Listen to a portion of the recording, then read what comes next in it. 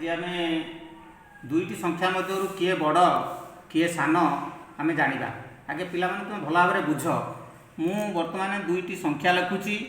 गोटे संख्या हूँ तुम 456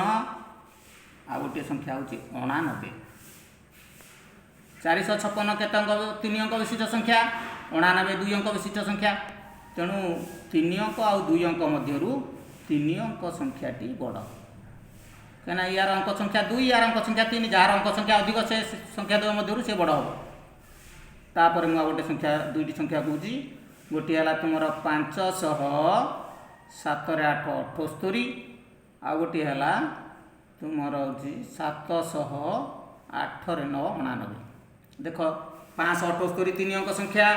799 भी 3 अंक ये 578 शतक घरे 5 799 शतक घरे 7 यार शतक घरे बड़ संख्या अच्छी तेणु 799 टी बड़ बुझीपार तो पिला माने। नेक्स्ट मुझे आउ गोटे आउ दुईटी संख्या कौच 700 8 9 99 गोटे है 700 9 7 97 799 3 अंक विशिष्ट संख्या 797 भी 3 अंक यार शतक घरे 7 यार शतक घरे 7 यार 10 घरे 8 यार 10 घरे 9 या 10 घरे बड़ संख्या थी 797 टी बड़ हम क्या 799 ठार। आउ गोटे संख्या बर्तमान कौच मु दुईटी संख्या 900 8 5 85 900 8 9 99 देख 985 शतक घरे 9 999 शतक घरे 9 985 10 घरे 8 999 10 घरे 8 किंतु यार एक घरे 5 यार एक घरे 9 एक घरे बड़ संख्या थी ये संख्याटी बड़ हम ये संख्या दुटा मध्य